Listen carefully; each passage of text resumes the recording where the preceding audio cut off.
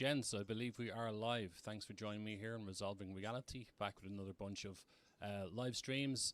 I have taken a long hiatus, and I was moving around quite a while, and it's the first time I've had a decent desktop setup and studio setup. So really looking forward to getting back into it. We are going live on YouTube and X. And for those who don't know me, my name is Emmett. I'm the host of the Resolving Reality podcast and YouTube channel and the author of the book Red Pandemic, The Global Marxist Cult.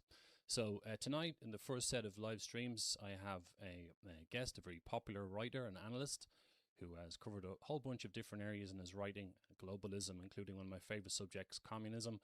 And he's got many different books, and he's here to tell us all about what's happening in the States and a bunch of other areas as well. So good evening, Jeff, and welcome to the show. Thanks for being here. Thanks for having me, Emmett. No problem at all. So just let's start off first of all with a bit of an introduction, and just to kind of introduce you to the audience here. I am familiar with your work, but could you just give us a brief overview of your writing background and the kind of stuff you've talked about over the years? Well, I was in the 1980s. I was in graduate school, trying to get a PhD in political science, and I ran into communists and Marxism, and it was what I was expected to really learn, and it was what I was expected to be. They tried to recruit me. They thought I was intelligent, I guess. They liked me. They treated me a whole lot better, by the way, than official conservative circles ever treated me. They really were interested in having me as part of their movement. But I didn't believe in Marxism. I thought it was kind of crazy. And this caused me great interest in it. I read this defector literature. I tried to read everything I could on communism, both in the Soviet Union and the West. And I was shocked at what I found. People were believing in this ideology that had killed millions of people. And at the time, in the 1980s, was still killing people. The Contra War was going on in Nicaragua at the time. You had wars in Africa that were killing thousands and thousands of people, the Angola War. And it was all communism. And I could see that both conservatives, the liberals, thought that our system needed to change and become more socialistic, so-called liberals. And of course, the conservatives were kind of intimidated, and they weren't really forthright. They had a bunch of hobby horses on the right. Libertarians had theirs, conservatives had theirs, neocon and paleocon, etc. But I was thinking, we're not really defending against this properly, and we're not treating it the way it should be treated. And I could see back in 1987 that the Soviet Union was going to fake its collapse, because that's in the defector literature, by the way. Anatoly Golitsyn, Jan Shana, Zadislav Bittman all said they were going to fake their collapse. There's other people I found from that world that also knew about this prepared liberalization, this facade of liberalization they were going to put on the East. And I didn't know how that was going to come out, but I knew that we would disarm, if not totally, partially, we would believe it, and we'd invest in Russia and China, as we were already believing the Nixon-Kissinger stuff about China, that we were going to get ourselves into trouble in the future. So I wrote a book called Origins of the Fourth World War. I was kind of forced out of graduate school because I started speaking up against Marxism. And I just started my own business and wrote, and ended up working for Newsmax, WorldNet Daily, Sierra Times, and for 12 years was the columnist at Financial Sense online. Now I do my own blog thing, and I interview with people, but I've always been saying the same thing, and all of the things I've warned about keep coming true, but everybody now is caught up in these other narratives. We can see Tucker Carlson, it's all about the Jews, right? I mean, but I'm not an anti-Semite. And look at Iran is really a good country. The government is good. And Vladimir Putin is just misunderstood, right? And we shouldn't be messing with the communists down in Venezuela. Well, they're not really. Tucker Carlson said Venezuela is one of the most conservative countries in the Western Hemisphere. Excuse me, it's communist. That's not conservative. You got to take it back, Tucker. Yeah, there's an awful lot of stuff going on, and you said it there, Jeff. This thing seems to be like a re-emerging beast that people just don't seem to see it, even though after everything that's happened and all the historical stuff, the economic stuff, all the trouble it caused in the 20th century, plus all the woke stuff today, the geopolitical chaos, and we'll get into that as well. People just can't see this. And then, of course, there's the social unrest, like with the recent shootings involving ICE as well. People don't seem to be joining the dots here. This is all part of the revolution, isn't it? Yes, and of course, if you go on YouTube, you'll see video after video of hysterical young women using the F word on people who voted for Donald Trump because of the ICE thing.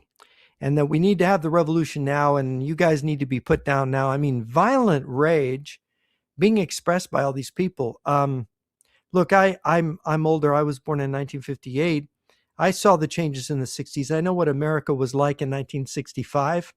Before all that, what was on the radio, how people behaved. People went to the store dressed like this. Men went to the store dressed with not necessarily a tie. Sometimes they'd have a tie, or they'd have a suit jacket, and they'd wear nice clothes to the store. Now people go to church with flappers and shorts, right, and t-shirts. It's a totally different country. We have become slackers. We're a nation of slackers, and I think the West has become weak. We've become very weak and fat. 43% of Americans are obese, not just overweight. They're obese. 96 million Americans are pre-diabetic. I don't know how many are diabetic. It's got to be a large number. This country has weakened inwardly. I just saw a video that was put up by Thomas Sowell, who's in his 90s, by the way, of a young man working at a Starbucks, breaking down in tears because there were only 4 of them to handle a rush. So 2 or 3 hours into his shift, he actually had to work, and he was in tears. I'm not kidding. I would want to make this stuff up. I mean, when I was 16 to 18, I worked in McDonald's, and we were on our feet. We had one 15-minute break for a 4-hour shift, or an 8-hour shift. It would be 2 15s and a half hour, and we worked our tails off. And through those rushes, we were just pouring coffee for people. We were making food, all kinds of food. And then we would have to break everything down and clean it all up. And I even at the age of 16, I got the janitor job for a year. So on weekends, I was cleaning the place from top to bottom. That was not easy. But instead of making a $1.90 an hour, I was making 40 cents an hour above everyone else. So I just thought, wow, this is a big opportunity, right? So this is, and that's the difference between, okay, my parents had it worse. They grew up in the Great Depression, and they kept telling me how easy I had it. Well, yeah, I did have it easy, right? Each generation is living better than the next generation. Yes. Until you have a generation, and this comes from Guglielmo Ferraro, the Italian journalist and historian of the Roman Empire. In 1909, he told an American audience this. He said the civil wars in Rome, that kept happening, they would happen because one generation would live better than the next, until you have a generation that lives by going into debt. And they go so much into debt they can't pay it. So they have a civil war. And and proscriptions, and a lot of people get killed and a lot of wealth gets absorbed, and that's how they resolved it. And that was Guglielmo after spending half his life studying Roman history. That was his conclusion. And I found it fascinating because that seems to be what's happening here in America, and I think in many European countries. Yes, yeah, there's definitely a pattern of collapse going on. And just anyone joining late, thanks for joining us. Make sure you repost this on X if you wouldn't mind, and send your comments in and such. A few comments coming in. My mic's a little bit low, so I'm just going to boost the gain slightly. Let me know if that's better. I'm not shy. Don't have any problems being loud. So, but yet I don't trust other people when it comes to audio. Before we continue as well, Jeff, I have to apologize. My brain is a about 20-25% brain power. I've been doing a lot of night shifts recently. I'm a little bit exhausted, but I feel better than I look.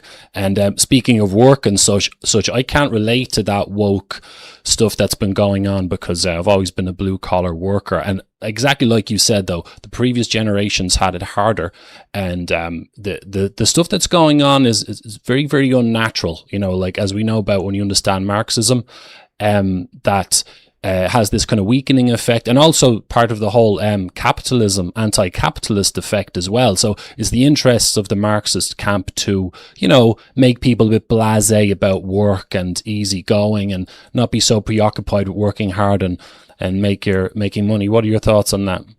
Well, this is where the sense of entitlement is reinforced.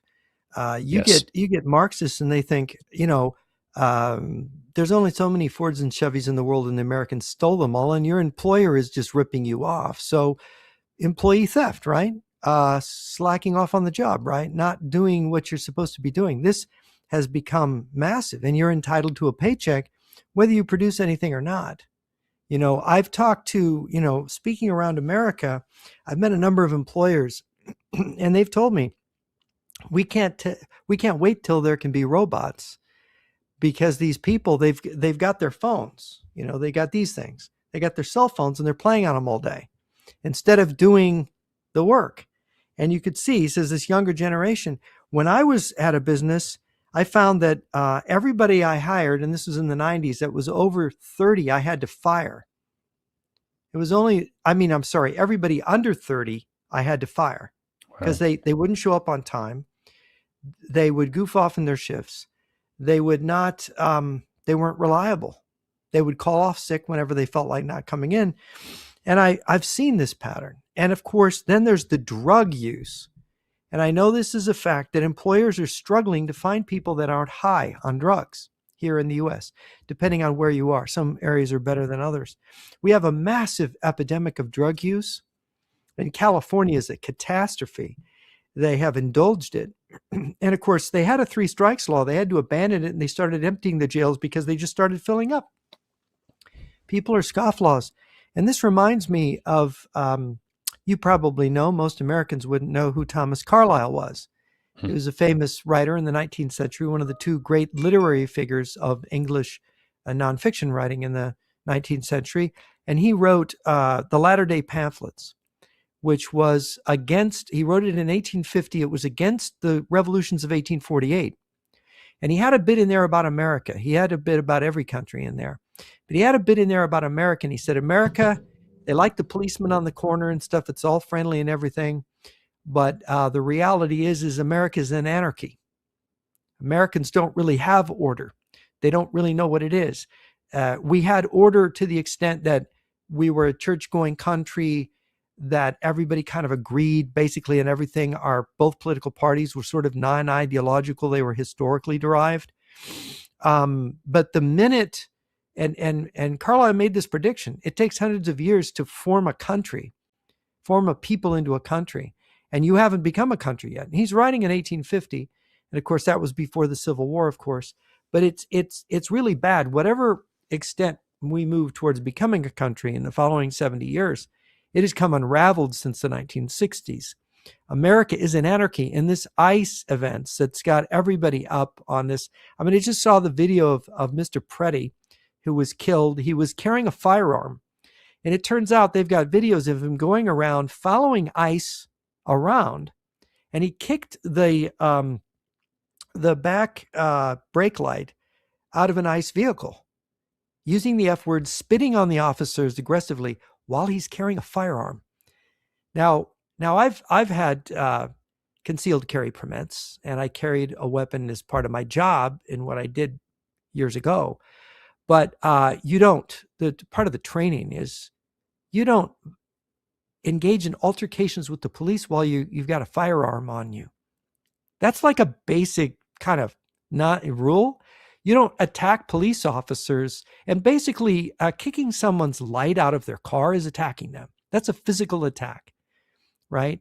And of course, that's physically violent. So he was already so he's this nurse, and they're making him into a saint. I mean, if you see the spitting and cursing, and these poor policemen are scared. They're just doing their job. They're taking people who are here illegally against the law, right?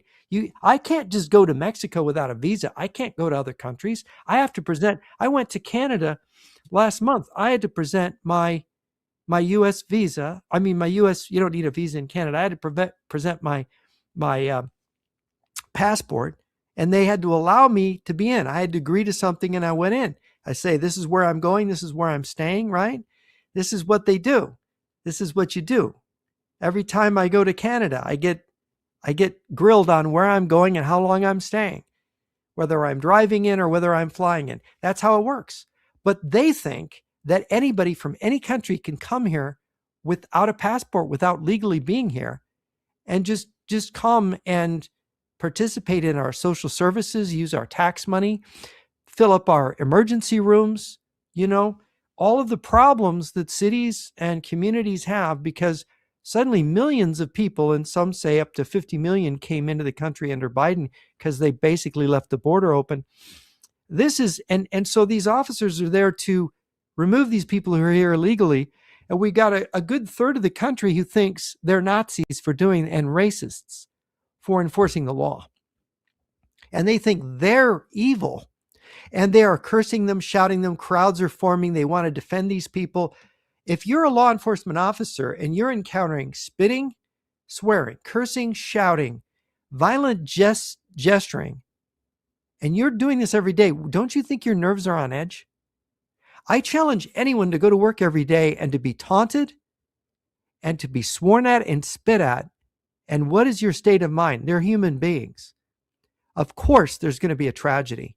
Because why? Because you are setting up the circumstances of a tragedy. Because the one thing a person who's carrying a gun and carrying out a difficult job of carrying out the law needs is the cooperation of all the citizens. And guess what? When it's not cooperation, it's called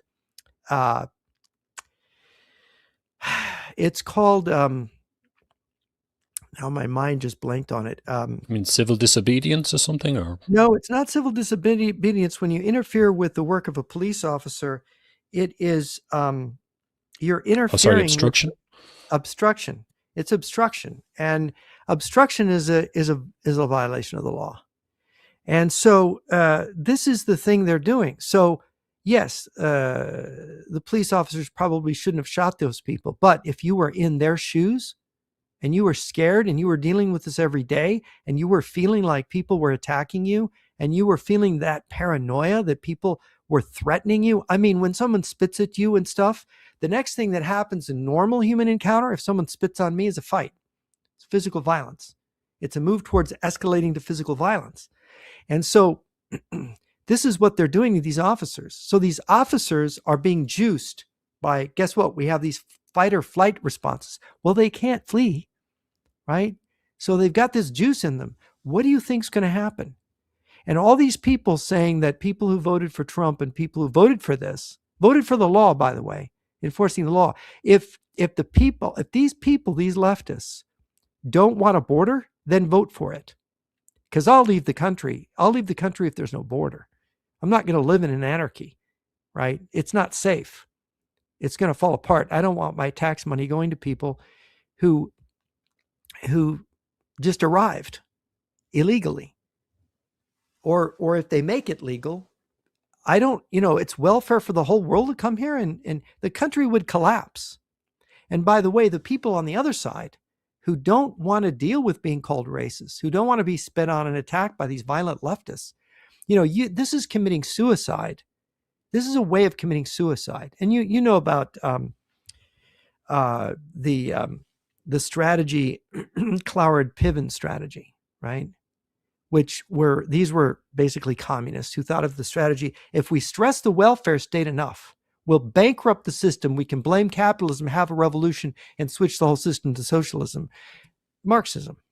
And you know what that is? That's always a dictatorship, because socialism is about controlling everybody economically, controlling their property, controlling their businesses, everything they do. The biggest freedom we have is economic freedom.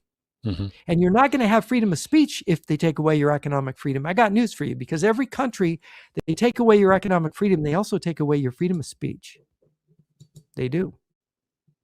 Yeah, absolutely. And I find it very frustrating, Jeff. I suppose those of us who's been in the game for such a long time, we see this unrest. It's always the same pattern where, some people just can't see. So the same thing happened with George Floyd, with Black Lives Matter about 5, 6 years ago, I guess. There's an event which triggers off this revolutionary activism and sentiment, and it just causes unrest. And as usual, the Marxist left have a habit of calling themselves victims. No one forced them to get out there and do those protests in the first place. And so no one made them be there, and they're there for the wrong reasons anyway, because they're brainwashed. And then they trigger off the responses, like you said, from the authorities. And I always bring it back to the indoctrination. And I personally don't think that any of this stuff is going to stop till we kind of, address this issue, really. Yeah, the problem is I don't know how, and I saw this when I was in graduate school, the belief system that was being cultivated at the universities, which is based on Marxism. It's critical theory and critical race theory also. These are demoralizing theories. They justify victimizing middle class people who work hard is who are victimized. People who have common sense are victimized. They want to get rid of the police because they're oppressive, they're racist. White males are guilty. There's the patriarchy. Women and men are different. There aren't 64 genders. There's only two sexes.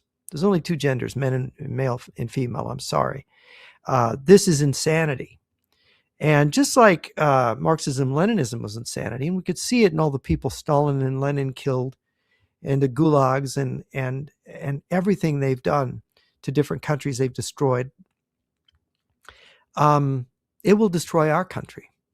And these people, they don't read. None of the Marxist professors that I knew and young Marxist graduate students knew any history. They just knew this theory. They just had this vague sense that everything was unfair and that Marx had the answer to making it fair again. That's really what they had. And the reality was they didn't know what they were talking about anything. And yet they could sound learned.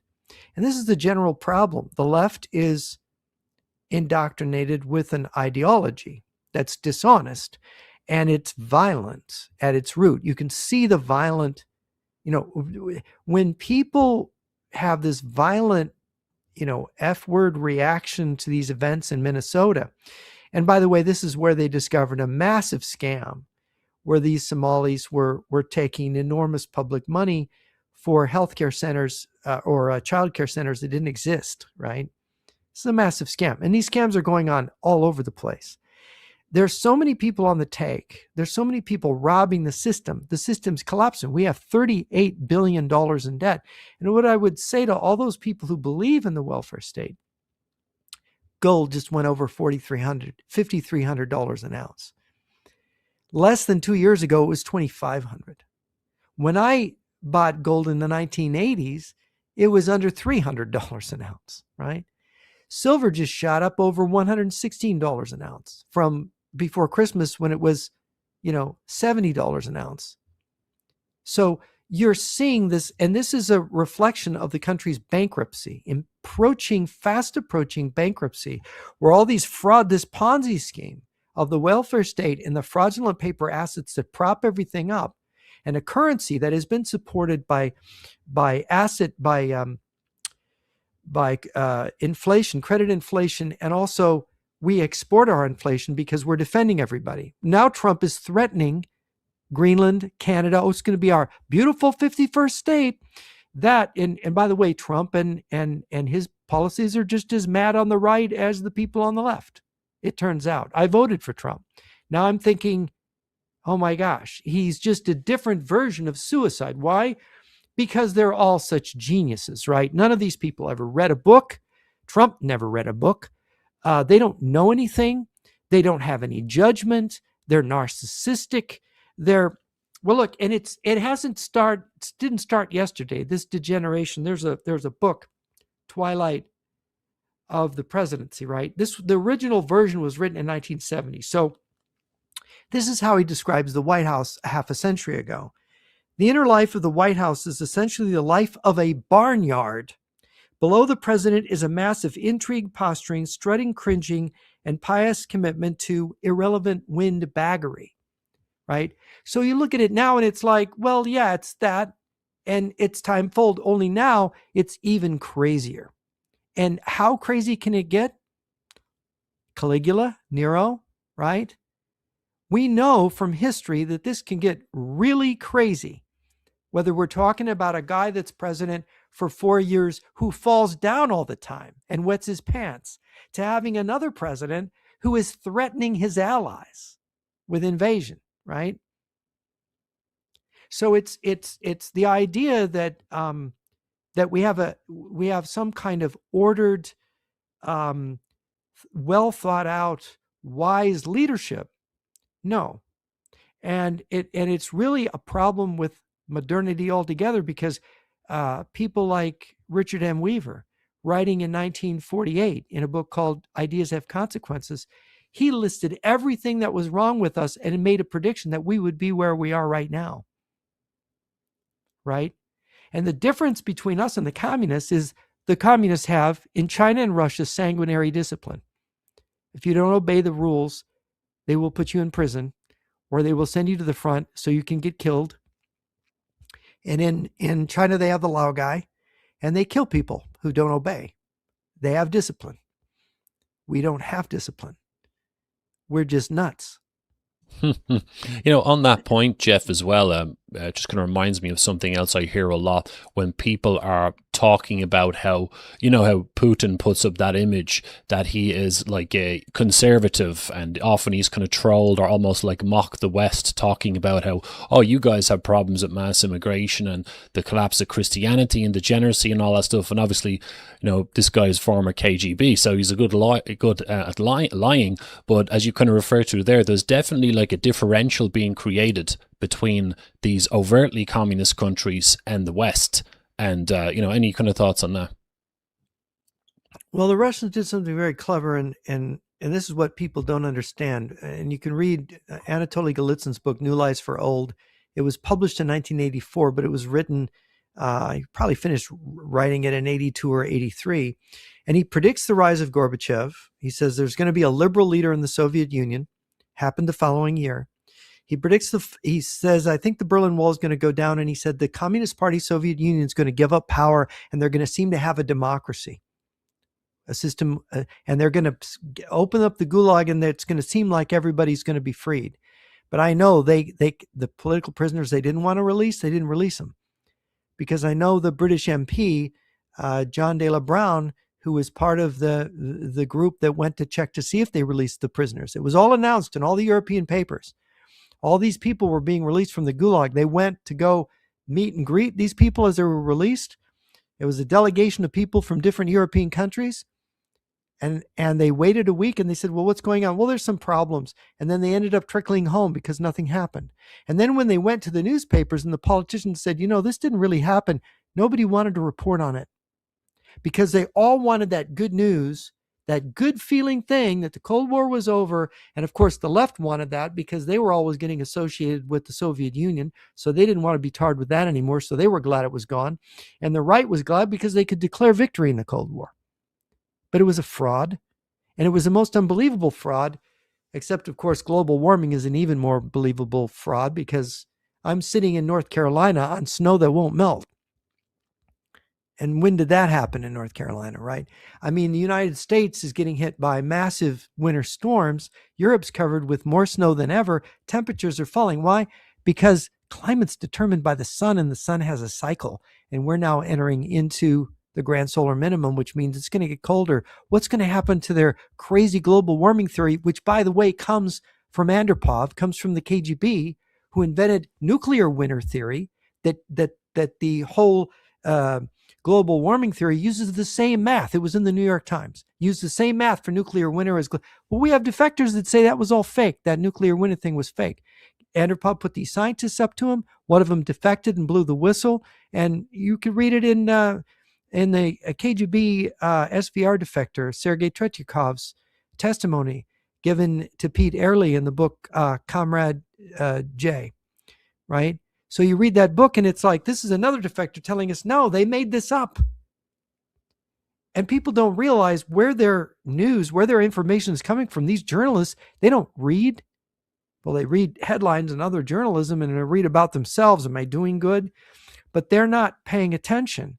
Nobody reads. And all these people, it's just like we're here in Athens with Socrates, and he's saying, the Delphic Oracle says I'm the wisest man in Greece, but I don't know anything. All these other people say they know something. Let's test it.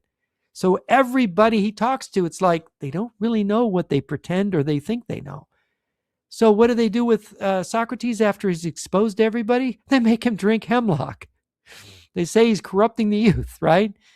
I mean, you don't, even back then when there wasn't a mass media to hang you and there weren't people to destroy you like there is today or cancel you, they had their own form of cancel culture back in ancient Greece.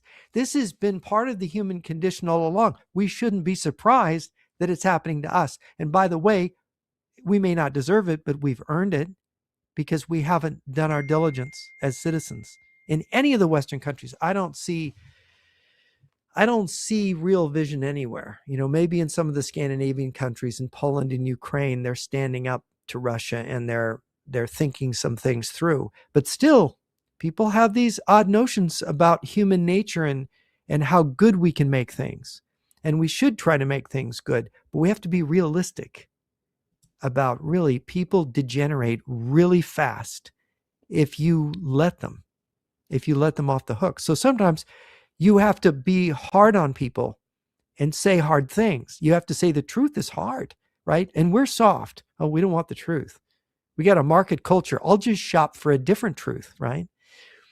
That's shopping for truth. That's not the truth. Sorry, you missed the whole point. And that's what's wrong with the shopping mall regime. Capitalism has made things very nice for us. And then we're attacking capitalism and saying, oh, it's too tough. We need socialism. You're doomed if you do that. You're just doomed. Okay. There's an idiocy there. Yeah, it's a real mess, Jeff. And I think maybe those of us who've just by accident fallen into studying communism seem to be a little bit more comfortable with the idea that there's a global conspiracy to have revolution and it's permeated all through society. But I think if people don't have the knowledge, particularly of the historical stuff, it kind of, I don't think some people can accept that. And I think maybe one part of how difficult it is for people to accept emotionally that we have this problem, and I say this to Irish people all the time, is that when we have people within our own borders, like you have in the States right now, you've got a lot of ordinary everyday Americans who are contaminated with Marxist thinking, who think the state is racist, oppressive, and so on and so forth. And they are not on the same page as more right-wing thinking people.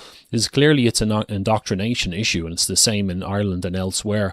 How do you think this problem can be bridged? Is it just an education problem, or what do you think? The Marxists took over education first, so they got there before we did. They've been playing this game strategically. They're serious about changing the future in the world and controlling mankind and history.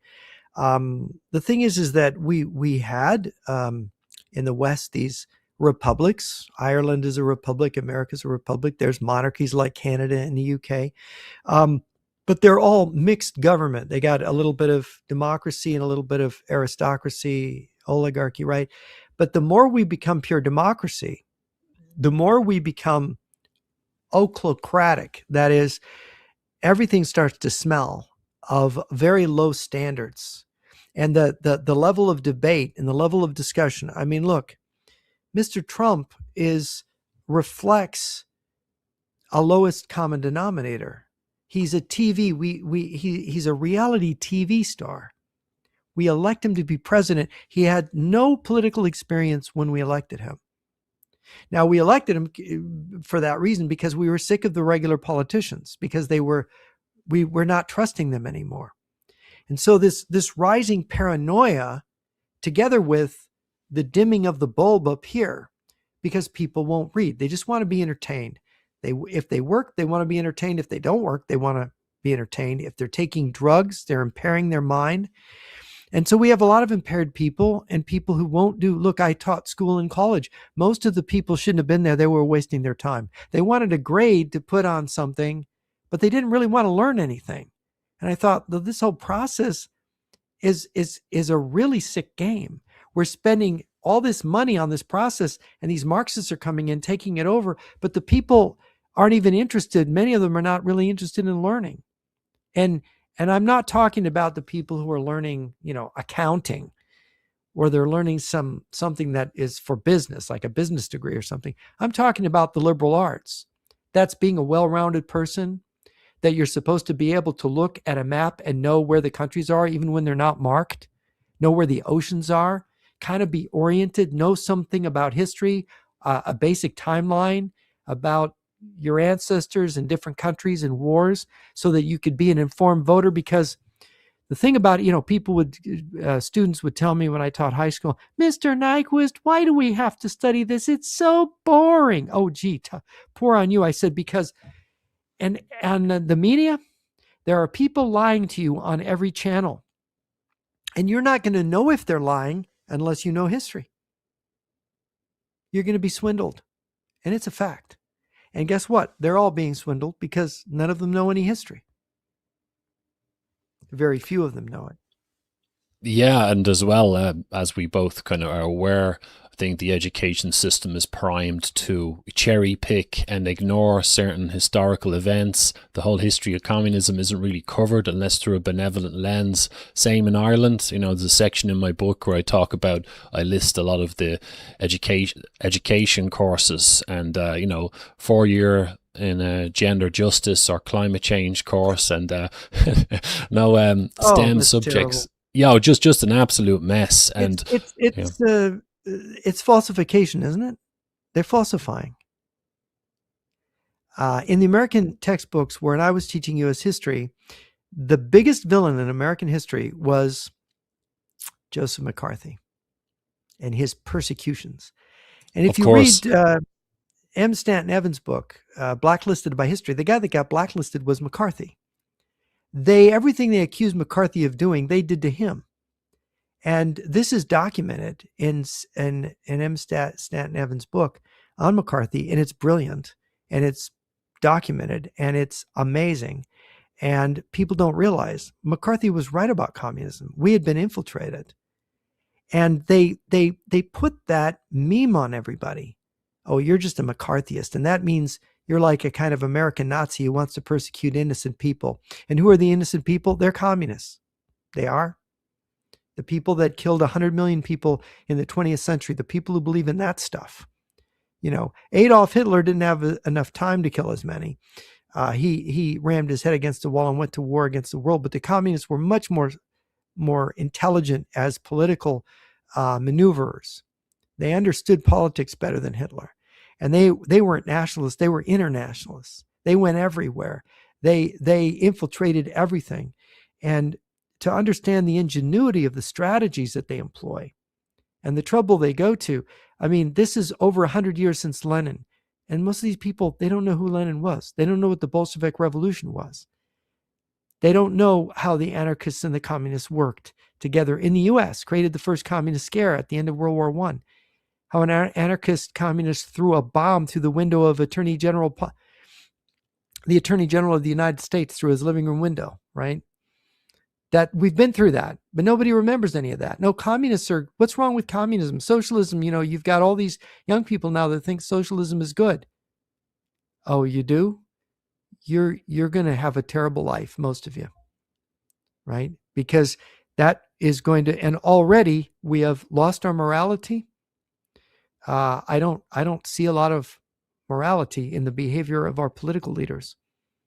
And I'm very concerned. I don't know how it is in Ireland and Europe. I remember 35 years ago sitting down with some people from Dublin at a friend's party, and I was very charmed. There was a school teacher from Dublin and a priest, and the conversation was brilliant and witty.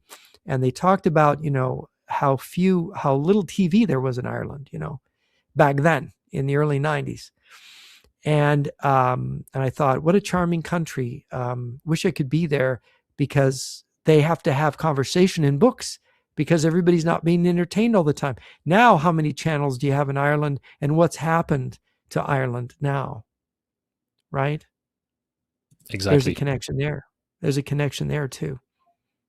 Yeah, the distraction factor, Jeff, I bring this up all the time when I say to people, really, this is all just globalism in a sense, is communism. It's a global revolution.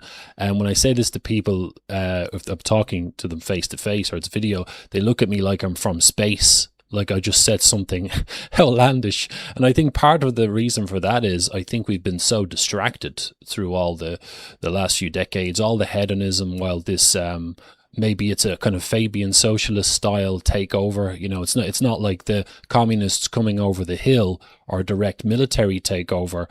It's kind of like ideological. It's under the surface. It's, you know, governments like in Ireland thinking more internationalist than nationalist, and they've been kind of weaving their webs in the background while everyone else has kind of just been getting on with their lives and being distracted the whole time.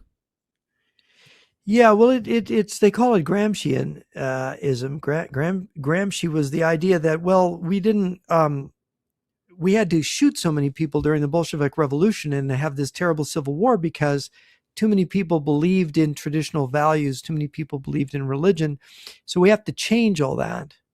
So we have to prepare the way for the revolution culturally, and of course, it was really Willy Munzenberg, the Red Millionaire, who actually had that clearly outlined. Gramsci really got it from him because he went to Moscow and got schooled and heard the lectures, and also the Hungarian Is it Lukács? Yeah. Lukács. Yeah, he also they came up with this, and they were teaching this in classes of teaching communists from other countries in Moscow in the early 20s. So they were drilling them in it. So this thing, it didn't come out of Italy. This came out of Moscow, and it's the same thing. All these communists in China were trained by the Moscow Party. The Communist Party USA was a Moscow party. They were they bore allegiance to Moscow. There were originally two communist parties in the United States, one formed in New York and one in Chicago. And Lenin said they have to be one party. So they became one party, you know. So we don't really understand. This is a global movement, and Moscow and Beijing are behind it. And they have also now created a Marxist right. You know, Lyndon LaRouche and his LaRoucheite movement was an experiment in that direction. LaRouche was a teacher of Marxism-Leninism in the 1960s. He tried to form the U.S. Labor Party, a right-wing Marxist party, in 1971 with help from the KGB. But then you listen to Alex Jones, or you listen to Tucker Carlson, right? Scott Ritter, Napolitano. You listen to these people, Colonel Douglas McGregor. They're basically mouthpieces of Moscow in the same sense that LaRouche, but they're coming from the right. They claim to be on the right. So we have a strong Moscow-controlled right now. You got the AfD party in Germany, and you've got this huge impact on MAGA. And they're against Ukraine, and they're for Russia, and they're violent, and they're rabid, and they don't know anything. They know nothing. They believe every word out of Putin's mouth. Putin's a Christian and a nationalist, don't you know? You know, and so the left, which funny, many people on the left get it that Russia's bad and has committed aggression. They seem to understand this better than the right. So it's like each side, right and left, has its own poison and will lead us to suicide. The right to suicide by diplomacy and not recognizing enemies abroad, and the left by not recognizing internal enemies, not recognizing the social unraveling that their ideas have begun. And so, you know, the perennial heresy is utopianism. Both of them, I think, have some kind of notion of some kind of perfect political future, but there's no such thing. That's never been possible for human beings. You know, the good is the enemy of the perfect, right? Or the perfect is the enemy of the good. So you're going to destroy the good because it's not perfect. And that's the political attitude of fanatics. Absolutely. And yeah, Yeah, and to bring things into context with what's happening then on a geopolitical scale, so we've kind of established that people just aren't seem to be kind of getting it in so many ways, even as you mentioned, the political right there as well. So, a lot of stuff happened recently on the geopolitical stage when, the US establishment went in to grab Maduro in Venezuela, and the states going and talking about kind of annexing or taking Greenland in the sense. What was your perception of all that? Because on the one hand, I'm not a Trump worshipper, and I've got some American friends who have criticisms of him, yet they're patriots, of course, and I'm obviously defer to their knowledge. In a sense, I agree with the idea of stopping communism spreading and the Chinese Communist Party or Russian establishment taking territory or taking control anywhere. But at the same time, I respect nations' sovereignty as well, and I would prefer if someone had to do it, it would be a Western nation. So how do you kind of perceive all that? It's madness to threaten Greenland. First of all, Greenland is 1,700 miles away from the United States, and Canada is between Greenland and the United States. It's not really. I mean, we had bases there during the Cold War. I think 4 bases, 4 or 5. I think we still have a base at Thule, or it's called something else now. But it's Greenland. The idea that it's important for minerals is absurd. Look, if you had $1 billion worth of gold to get out of Greenland, it'd cost you $2 billion to get the gold out of the ground. It's cold. There's no infrastructure. It's just not a good place to invest in. There's 56,000 people there. It's a tiny place, despite looking big on the map. It's in the Arctic. It's in a place that's not really that habitable, right? And it has some value, but we have treaties. We can just ask our allies, could we build an anti-submarine base near there to connect up with something in Iceland to stop the Russian submarines from coming down or to track them? That's all we need to do. I mean, to say that if you don't give me Greenland and we deserve to have Greenland, I'm going to do it the hard way. See, Trump is a businessman.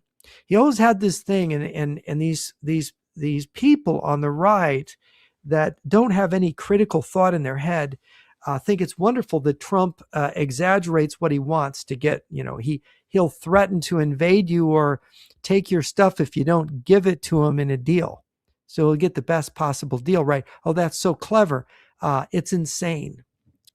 First of all, you don't threaten people who are your allies. You have something called the Washington Treaty. We all depend on each other. There's a thing called diplomacy where you have good manners and you treat other people with respect. You don't treat them like some idiot you're going to manipulate to force him to buy something he doesn't need or sell something he wants to keep. It is uncouth. It's horrific.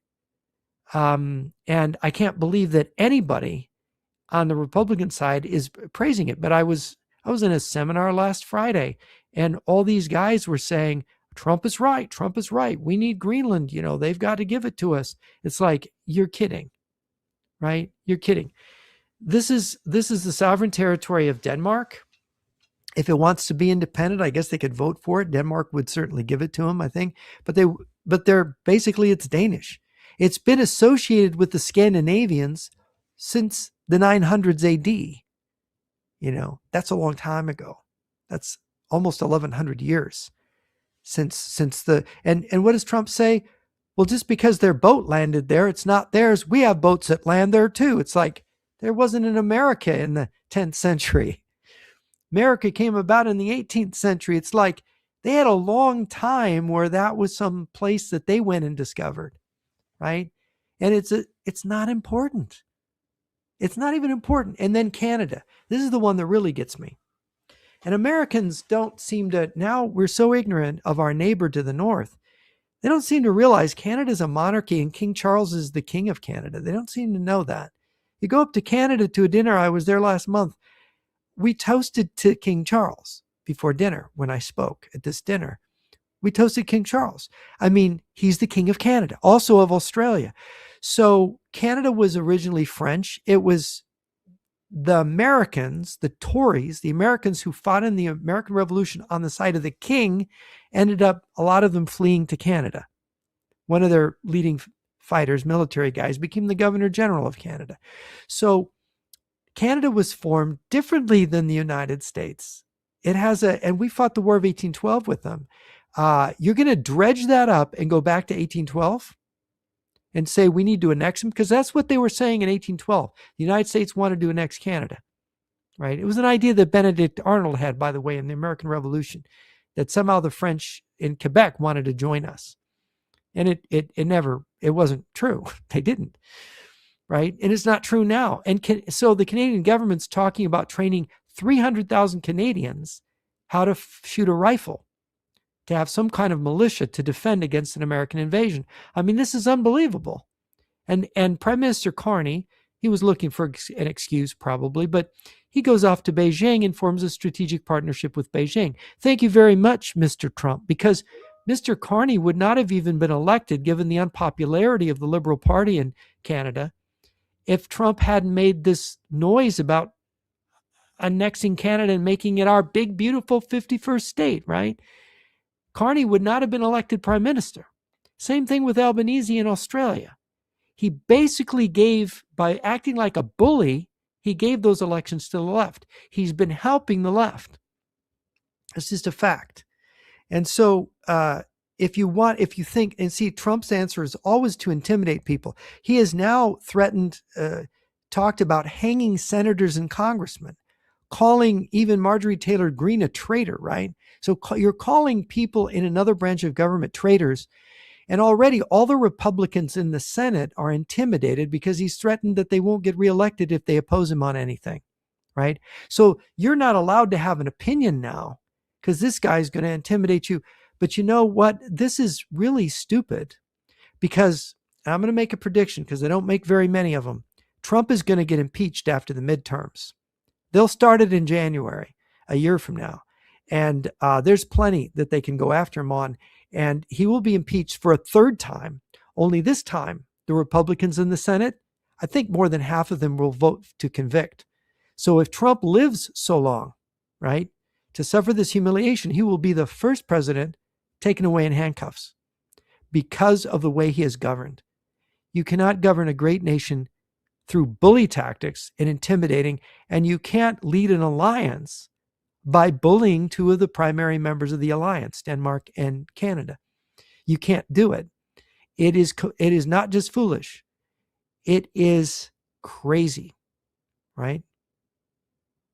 Yeah, and as you said there, it's kind of in a roundabout way, he's helping the left because the actions and so on are so extreme. So I guess having someone in the driving seat who is able to deal with the political left and keep the Marxists and so on out of power, but still do things correctly is probably the way forward. And to have a strong stance on the international communist movement. What do you think, Jeff? And they are celebrating in Beijing because the Canadian Prime Minister came and made them a partner. They're calling Canada their ally now. And they're celebrating in Moscow. On the Moscow media, they were yucking it up, laughing, right?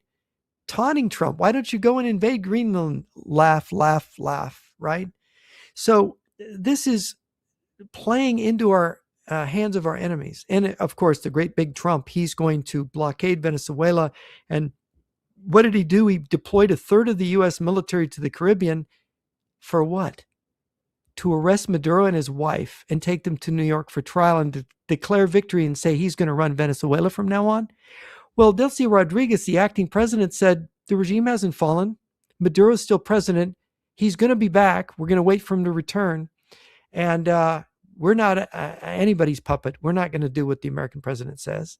So Trump can pretend, oh, I just love Venezuela. They're doing everything I'm saying. Look, this guy lies all the time about things that just simply aren't true. And just like, look at the great tragedy, the uprising in Iran. He says to those people, oh, go storm the government buildings, right? We're going to come and help you. How long has that been? That's been more than 10 days ago. Those people got mowed down. There's 41,000 people under arrest facing death sentences, probably more than that now. And there's, I think, over 20,000 got mowed down in the streets by the security forces.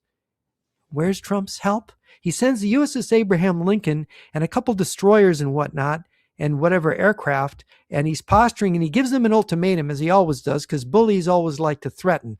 Their favorite part is the threatening, not the actual carrying out. And if he does bomb Iran, what will it accomplish? He'll disrupt the military operations against the population for a few days. But unless he puts troops on the ground or trains Iranians in how to fight their government, there isn't going to be a change.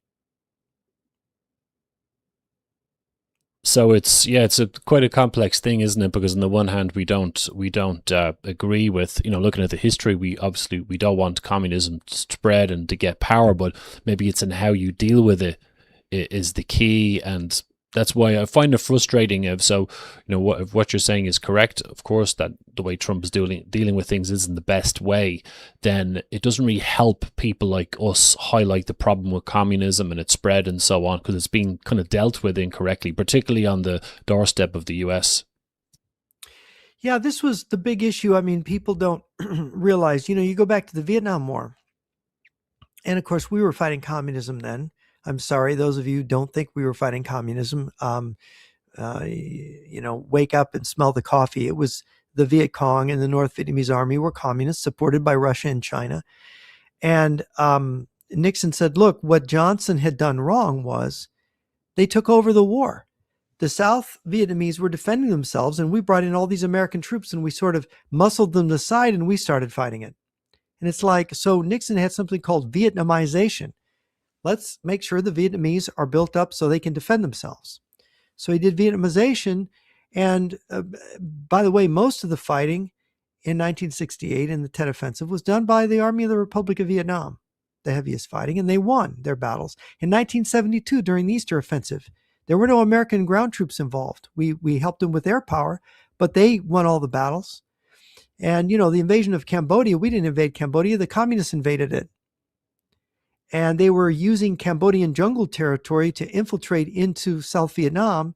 So we attacked their bases in Cambodia, and the press here called it Nixon invaded Cambodia. Right? No, he wasn't. The Cambodian government fell because they were keeping the truth from their people that there were communist armies on their soil that they didn't know about, that the government wasn't being honest about. So Cambodia got drawn into the war because the communists invaded that country too. But what happens? Nixon gets into Watergate. Nixon resigns. You have the 1974 elections, midterms, and one of the most liberal Congresses got elected. And the first thing they did in January 1975, they cut off the Army of the Republic of Vietnam from all fuel, ammunition support. So that by the end of April, they collapsed. It would be like if Ukraine got cut off from all support. They would collapse. And the Russians would win.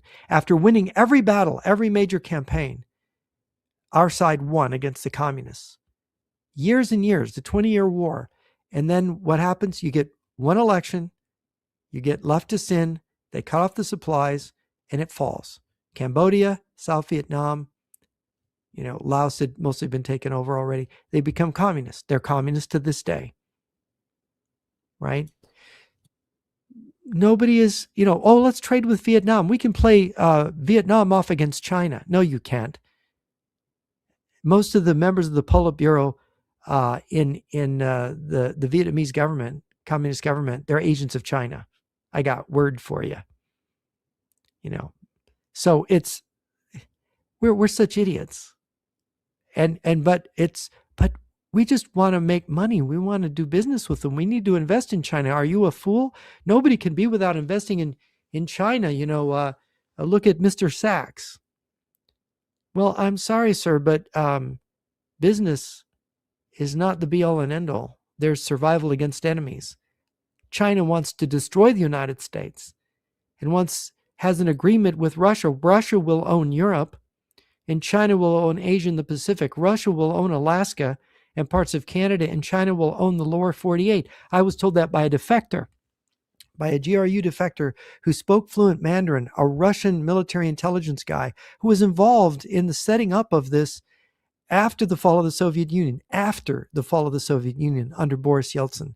Chinese and Russian militaries got secretly together. We're going to take down America.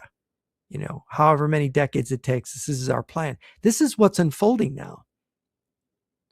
And you got somebody like Trump who can't find his butt with both hands, threatening our allies, driving them into the enemy camp, making conservative values look bad. He's not a conservative. He never was. Making the left completely violent, hysterical, like he's an agent provocateur provoking a civil war. Because you've had your wars in Ireland and in Northern Ireland. You had that thing going on for so long that started in the Glorious Revolution. But here we have something starting here that could end up lasting 400 years if they keep at it. It's crazy what people are thinking and doing. And I don't see any easy solutions except knowledge and, trying to be wise, because these problems become intractable very easily. Yeah, and especially as well, adding on to everything you said, Jeff, I find I kind of recently presenting this kind of stance to people or argument to people that do they not think the timing of all of this is quite interesting, that now that what some people call liberalism, which is really just Marxism or cultural Marxism and so on, has been kind of eroding Western countries for quite a while. And now that that's been going on for a few decades and the countries are weaker, it's open borders, there's dwindling recruitment numbers, the countries are generally weaker. We talked about the woke stuff, the feminization of society, etc., all that degrading has been happening of the West, simultaneously while this new communist alliance seems to be getting more aggressive and using military terms and economic terms, political terms to get their tentacles around the world. It's amazing that people can't see this. Yeah, because this is the thing about corruption. The word decadence or decline, they're not silly words. They're describing something very real. And it's when people don't want to see, oh, don't bother with me. I don't want that negativity. Don't tell me about it. I don't want to know. The thing is that we live in republics, at least here, Ireland and the United States, or the other societies. You have citizenship, which you vote, you have a voice, you have neighbors to influence, you have discussions to have with people, and simply certain conversations are not taking place. People have become so superficial, they will spend all their time merely trying to entertain each other or just trying to relax. And that's understandable. But when we have such serious problems, people should discuss these things. And it's because we don't discuss them, but we merely just plunge in and believe these different narratives, we've drawn so far apart. Because if we'd been discussing all along, we would have this, and discussion requires respect. That respect would be a glue that would keep us from going too far away from respecting the other person, that we couldn't become so radical either to the right or the left that we couldn't come together.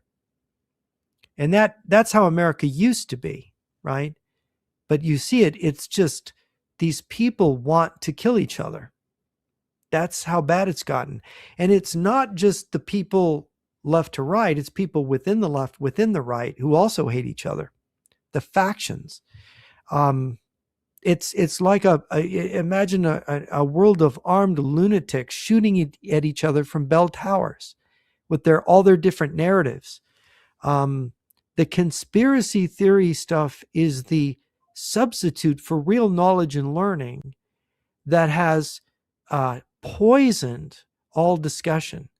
And you see it, Tucker Carlson, all these people, they all believe the same bunch of America didn't land on the moon, or there was the Dealey Lama at Dealey Plaza, and there were, the Mossad was there, and the UFO aliens were there, and, the CIA killed him, and the cattlemen killed him, and the banksters killed him. I mean, it's ridiculous. It's just ridiculous. None of these people study anything. They just read conspiracy books, which are sold by these narrative makers. And many of the people making the narratives, they got the narratives from think tanks in Russia that invented them purposely to implode our society. If you think about it, communism, the whole idea of a workers' revolution, is the first of these narratives. Oh, you're being mistreated by your employers and the whole system's against you. Workers of the world unite. You have nothing to lose but your chains. That's the first one of these narratives. But they found all the rest of them. The comfortable concentration camp of the home that the feminists are revolting against and burning their bras for. And the 64 genders, and then, critical race theory, and all white people are oppressing you. I mean, the world's tragic. Everybody suffers something. This is just to get your back up so you will participate in the killing that the communists enjoy so much. Yeah, great points. And even taking that into context of, say, the spread of this communist alliance in terms of, military action and such, I always consider that the creation after the Bolshevik Revolution, the creation of the Soviet Union was like the major kind of point where communism spread around the world. We had the 1920s, which you mentioned, and the Communist International and so on. And I kind of, when I looked at recently what's happening on the geopolitical stage, and I looked at the fact that of the three, say, major communistic nations like Russia, China, North Korea, Russia seems to be the one who's taken the role of starting the trouble in a way. It's kind of just a theory I had that however people look at it through the smoke and mirrors, Russia has essentially taken the step west, and maybe it was a bit of a deception, pretending that it's a defensive war, blaming the old boogeyman of NATO and so on. Was that your kind of perception of what was happening, that perhaps this, not that it's a manufactured war that, but the plan was always for Russia to sort of take the lead and push out somewhat? Yeah, well, Russia has always been the general staff of the communist movement, the Russian leadership. And Putin, if you really want to know, Putin's a communist. I was told that by Lunev. Lunev was from Leningrad, St. Petersburg, just like, Stanislav Lunev was from there, just like Putin is. And he said, the first thing when I asked him about, what do you think of this new guy, Putin? And he said, he's a communist. He's a true believer. So he's speaking from his personal knowledge of the man. And Putin has admitted it. Putin said, I never burned my party card. I believed in, I liked Marxist-Leninist ideas. I didn't join the party because I had to as a KGB officer. I liked those ideas. And then when he would say, I'm a Christian, but Christianity is Leninism, really. They're the same thing. I mean, he said that on more than one occasion, but people aren't really listening close enough. For nobody can be a Christian to say that Christianity and Leninism are the same. It's an absurd statement. But he's talking very cynically to Western audiences, for Western ears, and for those people that don't fully understand. They use this Aesopian language. And the same thing, there is a difference between the Russians and the West in their system, in the type of communism that they have. A lot of people in the West still, they imagine a utopian kind of communism.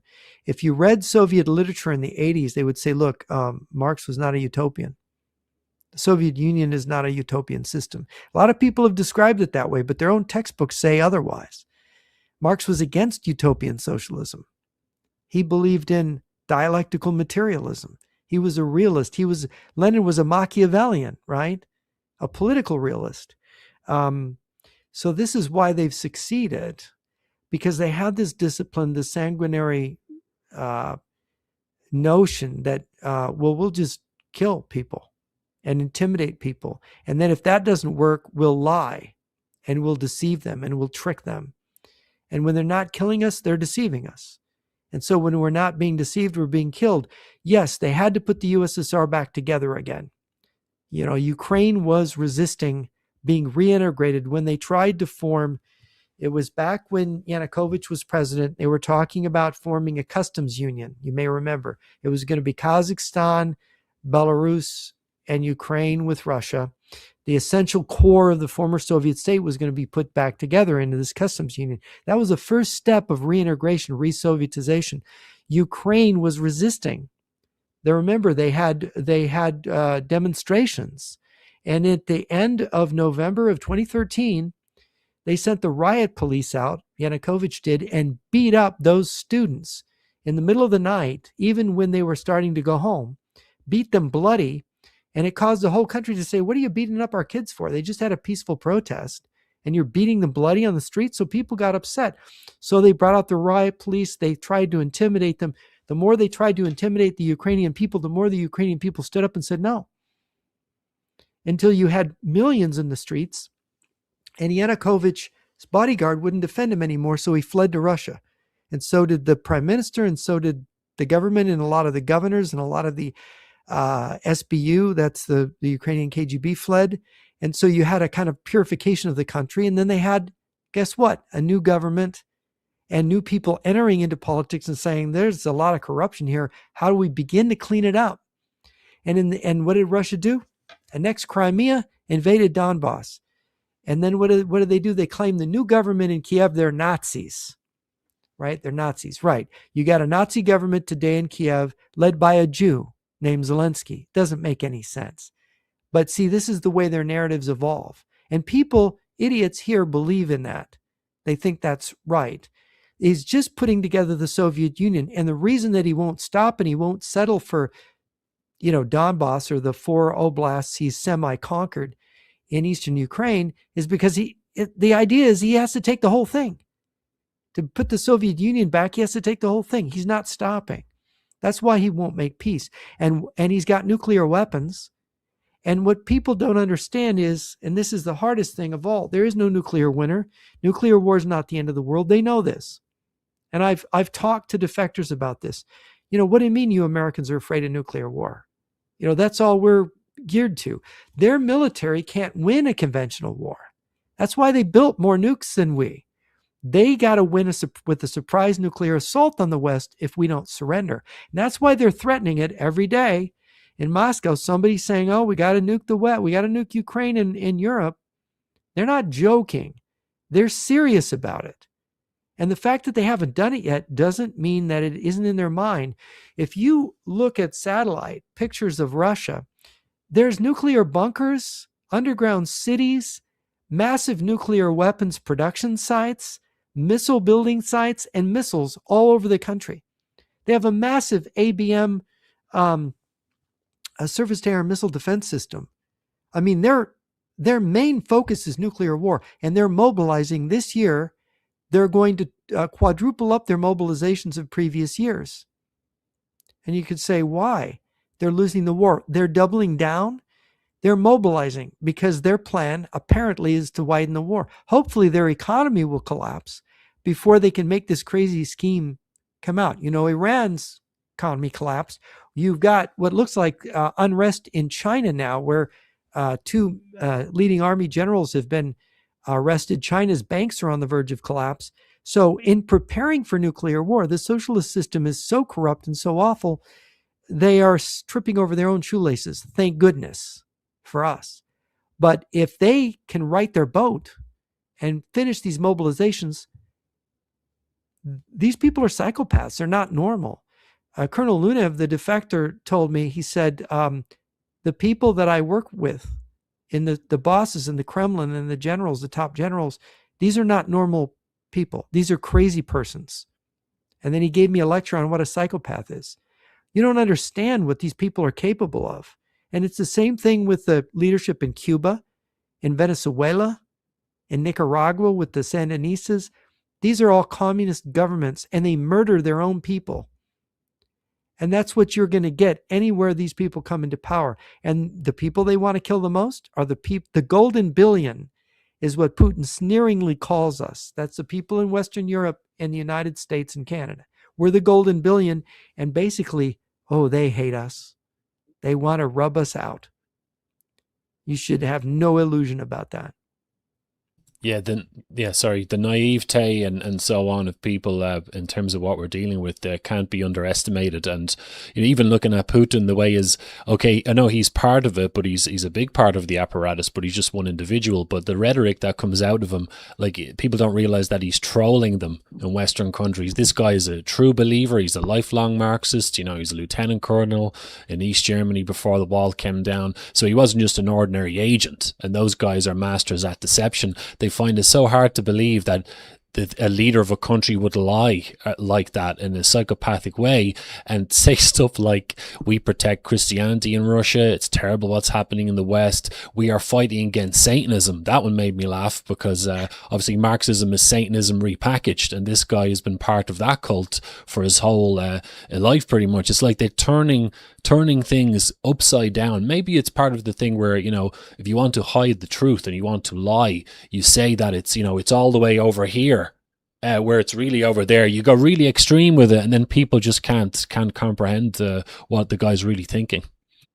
Yeah, that's right. The big lie, which if you read Mein Kampf, Hitler was actually describing a communist technique. He said the communists, they lie so outrageously that people believe it because it's so outrageous. Nobody would ever tell that lie if it wasn't true, right? Because it's so outrageous.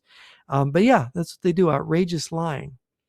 And it's all over it's just like saying that, a government led by a Jewish man is Nazi, I mean, it's just outrageous. And so I think people don't understand what they're up against when they're talking about communism. They don't really understand what they're up against. And people say, oh, no, there's no communists left anymore. Why do you use that word? It's like, you got to be kidding. It's all around you. You just haven't even bothered to look. Go to a graduate school. Find out what they're reading. Go through academia. Find out where all these theories, critical race theory, comes from. It comes from Marxism, critical theory, Marxism, theory of imperialism, Marxism. All these attitudes, all these attacks on America, Marxism. It's all just from Marxism. It's derivative. All the culture war stuff, all the sex stuff, the homosexuality and the feminism. It's all just Marxism brought into these spheres. The haves and the have-nots. The women are the have-nots, the men are the haves, right?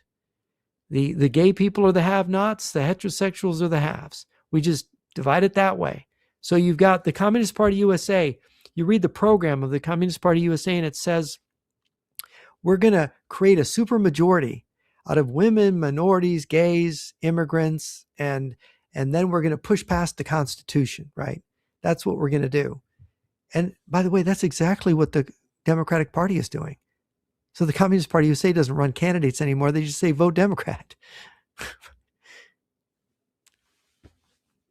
It's a real an absolute mess, and that whole thing of the whole the word games as well, and how things appear on the surface is a real problem. There was actually someone on an Irish X-Space a while ago, and I heard him talking about different issues in society, and he started using the term haves and have-nots, which is just the whole bourgeoisie and proletariat thing repackaged, which Saul Alinsky used. So people, even on the political right, are kind of using these terms and concepts. They have no idea. I think they're actually being contradictory. On the one hand, they say they want nationalism or sovereignty from the globalist system, but they're actually contaminated with this Marxist thinking. And as well as that, I wanted to mention someone I know you've heard of, interesting character by the name of Alexander Dugin. Now, this guy is supposed to be like Putin's brain. And tell us a little bit about this guy. He's kind of guilty of creating this like a new sort of concept or like a fusion to kind of sucker us in somewhat. Well, Dugin started out in this Golovin circle, which is a circle of KGB-controlled occultists in Moscow. And he was the son of a GRU colonel. And he was kind of a renegade. He was really taken with Julius Evola, the Italian occultist and magician who they say even Mussolini was afraid of him. Evola would go to Hitler's headquarters, was arguing for monarchy instead of a republic when Mussolini set up his own state after the Italian government, the Fascist Council, arrested him, and he was rescued by Scorzani. So Julius Evola was his hero, and he ran up against the Russian authorities, and finally they recruited him, and he buckled in, and they said, look, you have to make your stuff academic. So he thought, well, I'll make it about Guinan, who was kind of the French originator of Evola's, some of his thinking. And I'll make it academic, and I'll make it about the theory of how what Guénon is saying is like what Heidegger's saying. And of course, that they can plug that into Marxism in an indirect way. And so they eventually brought him into the Russian General Staff to adopt the ideas, because he had a fascination with the Nazi Party, because the occultism. They basically brought the geopolitics theory that the people like Karl Hochschäfer and Rudolf Hess were teaching Hitler, and that you find elements of it in Mein Kampf. You know, there's the naval and there's the land power, there's the Eurasian world island power, and then there's, you know, Britain and the United States, the Atlantic or the ocean power. And he basically worked with the Russian General Staff to turn this into an ideology that basically coincides with communist thinking. Right, it can be meshed with communism, and so they bring in occultism, perennialism, bringing all religions together, ecumenism, with this geopolitics, and so he's created these for years, these Telegram channels. Telegram's a Russian platform that they would teach. They go for bright young people, and they would teach them this stuff, and they would begin teaching them that all religions are really the same. Whether they would teach in Africa, they would go after, you know, elite children of Muslims and Christians, depending on the tribe or the country. And they were even teaching in some areas outright communism. And then they'd say these are all the same, really. And you're with China, and you're with Russia, you're with Eurasia. And the enemy is, guess what? The Atlanticism is the enemy, right? The sea power. Versus the land power, and it's the Americans, and we have to destroy the Atlanticists. So this was his theory, and of course it was promoted by the Russian General Staff. It's promoted by the Russian Special Services, and so he has been penetrating with every country in the world, and he claims it's traditional and right wing. So he gets a following. And they penetrated the Catholic Church. They use the Orthodox Church. They've convinced Protestant groups, and of course in Muslim groups. So they're operating everywhere, and it's all one thing. And they're in South America, they're in Africa, they're all over the Middle East, and they're in Europe.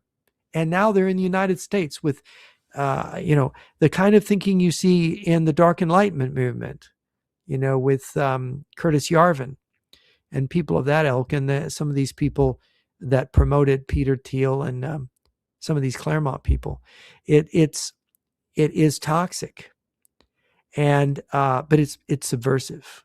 So it's an attempt to make a very sophisticated right-wing kind of philosophy that can be folded into Marxism-Leninism. Well, it's fascinating. And again, as I've been saying for ages, we're really getting our ass kicked by this ideology, because there's nerds like us have looked into the history and we're familiar with some of the tactics they used in the past. But at the same time, this movement keeps evolving and mutating into different strains. And I often compare it to a virus software on a computer system. It updates itself usually when you fire it up with all the new strains of viruses. So it has to keep the old ones on record and also absorb the new ones. And like you said, there are some people I would consider Irish patriots or nationalists would consider Dugin an intellectual and would have a lot of respect for the stuff he says, because he says the kind of things that they like to hear. And I think this is a major problem. It is a major problem because Dugin is very sophisticated. And so what he's done is he's appealed to this desire for sophistication. But when you tear away the expensive wrapping, underneath, it's really a deception. And it doesn't really have the substance it claims that it has. And you will find that they have channels for pagans. They have channels for anti-Semites. They have channels for Jews. I mean, they're infiltrating and attempting to influence young people in every single kind of group or movement around the world with this. And it's very flexible and adaptable.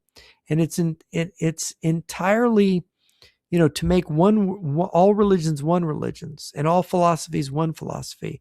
Under what? Under Beijing and Moscow, right? And so it's they just like, you have divide and conquer, and they're dividing and conquering. You can see it in the West. And then there's the unite and rule part of it, right? Because then the scissor strategy is where you've infiltrated both. You've created a kind of conflict, or you're exploiting a fissure. You're exploiting a difference that people have, and you're creating a conflict, and your agents are sort of agent provocateurs on both sides, and you're harvesting this conflict to your own ends. Like a civil war in America would be a perfect kind of thing for Russia and China. You've got Igor Panarin, a KGB colonel who teaches at the High Diplomatic School in Moscow. He's been talking for years about a future civil war in America and how it's going to come about. He was given that assignment in the last years of the Soviet Union, and he's still doing it. Kind of funny, the continuity of it. But in the end, the United States ends up being broken into several states, in which these states are basically colonies of China, Russia, Japan, right? They're going to offer everybody a little piece of America. But of course, the reality is it was already divided up by 1992 between China and Russia. Other countries will only be invited for looting rights if they contribute to the victory. Wow, it's incredible stuff. And again, it's incredible how they managed to build this around up towards Western civilization all around us without people really catching on to this. And actually, you reminded me there when you mentioned, say, the Jews and Zionism. Apologies for the camera. It likes to drift in and out of focus sometimes. But basically, the whole idea of, I deal with this a lot. I'm sure you dealt with it as well. When we're trying to educate people about this ideology, inevitably you're going to run into Marxist deflection tactics, or people just being off track, or they go into conspiracy theory stuff and they're going all around the houses. And I'm like, the explanations are usually just a lot more straightforward. And one of the things that often crops up is the whole thing of this boogeyman of Zionism and the Jews and so on. And you look at Ireland, you've got like just over 2,000 Jews in a population of 5.2 million in the Republic of Ireland. And yet this group has become kind of a scapegoat for some individuals. A lot of them are National Socialists and so on, who say this group is the reason why things have gone the way they've gone. But in terms of percentage of population, that can't really be the case. And so do you think... No, it can't. But 2,000 versus 5.2 million, it's ridiculous. Yeah. And it's like, again, people who believe in this stuff, like I kind of used to buy into that years ago. They think that the Jews have magical powers. So you have 2 Jews on a board of 15 CEOs and there's 13 Irish people on it. The 2 are the ones pulling the strings with these Jedi mind tricks and so on. So I run into this constantly when I'm trying to educate people about the international communist movement, the globalism and so on. Do you think, how much of this do you think has been fabricated, or was it just something that happened? And I know it's kind of a large subject, but give us an overview here. You have E. Michael Jones, who wrote this huge book. He's an anti-Semite. He might deny it. Called what is it? The Jewish spirit of the revolutionary Jewish spirit, or something like that. Yeah. I've got a copy of it over here. And in Catholic countries, there is a kind of an anti-Semitism that goes back in, and this is the difference. The papacy, the popes, and we're going back hundreds of years now. Hundreds of years ago, the Pope said, no, it's wrong to be anti-Semitic. But a lot of the clergy down at the lower levels of the society, they didn't follow this. And there was this sort of prejudice or ethnic sense of hating the Jews. And I think you will find that in Catholic countries like Ireland, countries with a history of Catholicism, you'll find this background is more common than among Protestants. You've got a lot of Protestants in the United States that are very pro-Israel, for example. You find a little more of that there. But then you have the National Socialist, the modern anti-Semitism, which comes out of conspiracy theory. It comes from the Black Hundreds and the Protocols of the Elders of Zion forgery. You have this belief in this conspiracy theory. Now, this is where, it was, Karl Marx wrote a book, wrote a long essay on the Jewish question, early in his career, and in which he was saying that capitalism was Jewish and that the Jews were all these evil things, right? So Karl Marx started in that direction, but then he changed and said, no, I have to be more sophisticated than this. You could say that anti-Semitism is the uneducated, unlettered man's socialism, right? It has this history, and you have, because the Jews were a pariah people historically, going back to the Roman Empire. They were monotheists in a world of polytheists, right? The Romans and the Greeks were polytheists, and they were considered peculiar. And they had these revolts, these two especially violent revolts against Rome, in which they were eventually kicked out of their own lands because of it. And of course, the Temple of Jerusalem was destroyed in the Jewish revolt around AD 70. This history is very famous. And what people don't realize is under the Roman Empire, about 1 in 10 people were Jewish.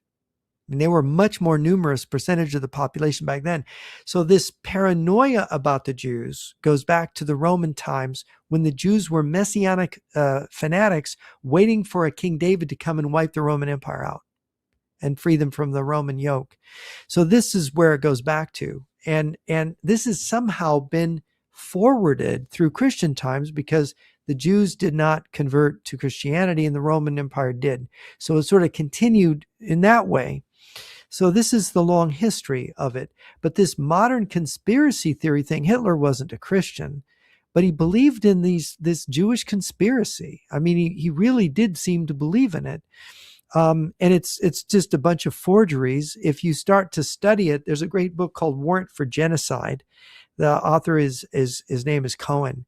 It documents all these fabrications in the 19th century, largely done by secret police, starting with Napoleon's head of secret police, trying to describe the French Revolution as a Jewish Masonic conspiracy, which it was not a Jewish Masonic conspiracy. That's not a correct thing. But because the French Revolution was anti-clerical, anti-Catholic, that idea got embedded in a lot of Catholic thinking. And so that's why this has become such a deeply embedded thing. And so you have also the occult movements, both you could say Gnostic occult Christianity. You had the Albigensian heresy in the 12th and 13th centuries. That was the first crusade where the Inquisition was called out, was then. But they would associate the Jews with this. They would say the Jewish magicians, Kabbalists, we get the word cabal from that, were behind everything and their magic. And you mentioned the fact that they can pull strings. They have magic tricks. This legend about them, this notion about Jews, is very hard to overcome. And it's being revived. It was always been strong. What the Nazis did to the Jews was so horrific. There was a sort of a guilt and a feeling that, oh no, this is wrong. And but it's returning with a vengeance now. And the communists just love it because it fits with their general theme. Yeah, that is the thing. It's kind of creates a nice deflection, and we've been dealing with this a lot. I've been trying to say to people that we have to, like what's happening in the States right now, we have to take responsibility ourselves for people within our countries who are indoctrinated in such a way that they, like say what happening with the ICE incidents and so on, they actively support communist causes, get in the way. They're always in opposition to patriots within their own countries. And this notion of kind of playing the victim and trying to pick a scapegoat, I find it's a real problem within the political right in Ireland, because people aren't taking responsibility for the ideological landscape themselves, so to speak. It's no accident that Stalin, the leader of communism in the world, united with Hitler to start World War II. And you think, how could they do that? How could they be united? But if you think about it, look at the John Birch Society, whose top leaders really secretly believe in this, that there's these Jewish black magicians who are ruling the world through the banks and the Masonic lodges. This is what the president of the John Birch Society told me 32 years ago. when I had pie and coffee with him at a mutual friend's house.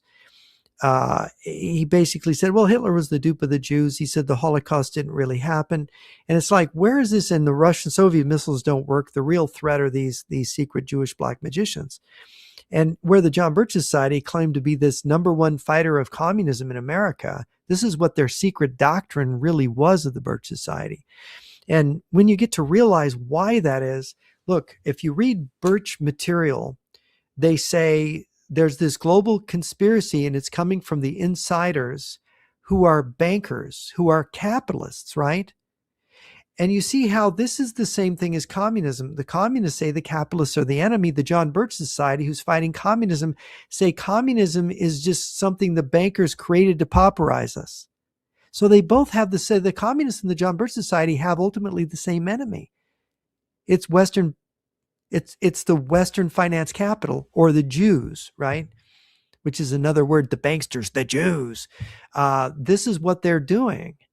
And so it's amazing that when they go to make these movements this is why you hear Alex Jones talking this kind of conspiracy John Birch-like talk, because this is what it is structurally.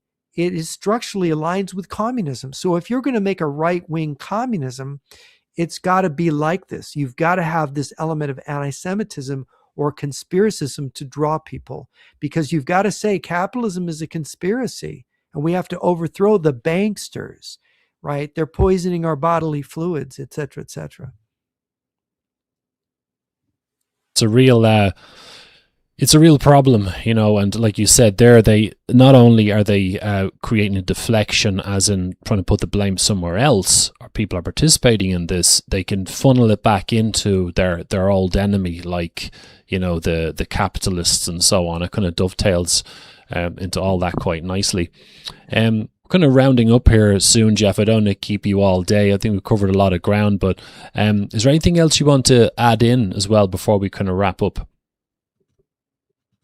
Just that this is a moment of opportunity, and we have a president who is, instead of, basically taking advantage of the near economic self-crippling of the communist bloc, he turns to Greenland and makes a fuss about that. I mean, we have a problem. We need better leaders.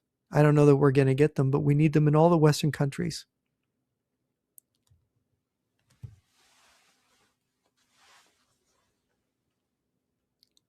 Oh, I'm not hearing you. Your sound went out. Oh, sorry, my mistake. So just checking before we kind of wrap things up as well. That your website. Tell us a little bit about that. You've got articles and stuff. Is it jrnyquist.blog? Is that the one?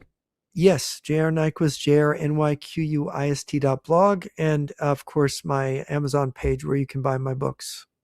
Great, excellent. Jeff, thanks very much. Tonight was it's a new setup for me, and I'm just kind of getting back on the horse. So it's probably been about 6-7 years since I did an interview of any description, but you're the perfect guest for that. There's obviously an enormous amount for us to talk about, and between the two of us, and there's so much to cover, but we should definitely do this again sometime. Yes, well, thank you, Connor. This has been an honor. Thank you. It's I look forward to talking to you again. No problem, Jeff. Thanks very much. Stick around and I'll just close out the show here then. But folks, thank you very much for joining. Make sure you follow Jeff as well. I'll just put his profile back on screen here. So you can follow him on X, J.R. Nyquist. That's at J.R. Nyquist on X. Check out the blog as well. I'll be back tomorrow night with a space on X, and I've got an interview in a couple of weeks' time with Jana London. So thank you very much, folks, for listening and watching, and